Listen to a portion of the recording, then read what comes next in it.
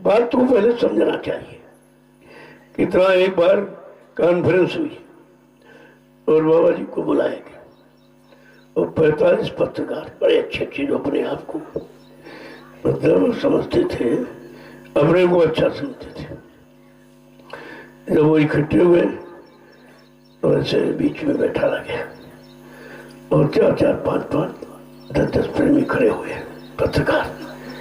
कहते महाराज कि वो क्या दूरदर्शी ही अच्छी है? कहते मैंने कब कहा है?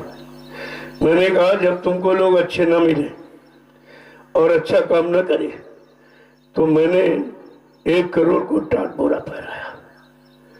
वो तुम्हारा काम करेंगे और तनख्वाह नहीं लेंगे, वो तनख्वाह नहीं लेंगे, बिना तनख्वाह के तुम्हारा काम कर देंगे। मैंने उनको ऐसी शिक्षा दे रखी, अगर तुम्हें जरूरत पड़े तो तुम्हारा काम कोई न करता हो तो बता देना, हम तुमको देंगे।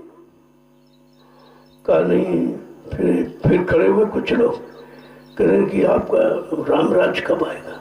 कह बड़ी मेमोरी तुम्हारी कमजोर है, इसलिए मैंने दीवारों पर लिखवाया। अरे भाई मैं रामराज की क्यों बात करूंगा? जो समय निकल गया मैं उसकी बात नहीं करूंगा, जो समय आगे आ रहा मैं उसकी बात कर रहा हूं। कलयुग के बाद सतयुग का नंबर है, तो सतयुग की बात कहा। हाँ भूल गए। कहा हाँ मैंने ये नहीं कहा, मैंने ये कहा है कि कलयुग में कलयुग जाएगा और कलयुग में सतयुग आएगा। अब इसी भ्रम में पड़ गए कि मैं सत्य क्यों लगा दिया, मैं का अर्थ क्या है? कहा तुम ये समझो तो मैंने दीवारों पर लिखवाया है, बच्चों से संदेश भिजवाया है, पंपलेट पर्चे छपवाए हैं और बड़े बड़े अधिवेशन और सम्मेलन मैंने करके सब दिखाया। ऐसा नहीं कोई चीज बाकी नहीं रखी। तो धीरे धीरे वो भी बैठ गए। फिर एक सबसे बुढ़ा था जो पत्रकार अपने आप को ब्रिलियंट समझता था, कहने कि आप तो परमात्मा है, प्रभु है, आप ये सब काम कर दीजिए, मैं आपको मान लूंगा।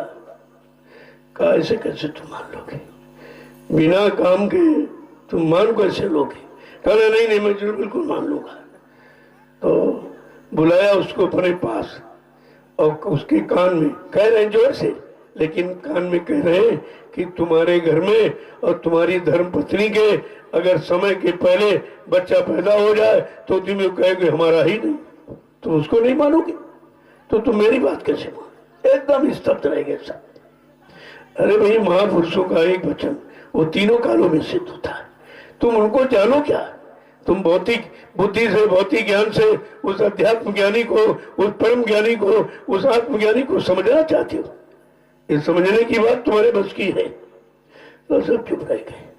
कहने का मतलब है उनके पास वो ज्ञान है जो कहीं नहीं, वो जानकारी जो किसी ने की नहीं, वो जहां खड़े हैं जहां कोई खड़ा नहीं हो सका, वो जिस देश से आए जहां कोई पहुंच नहीं पाया, फिर तुम कैसे विश्वास करोगे?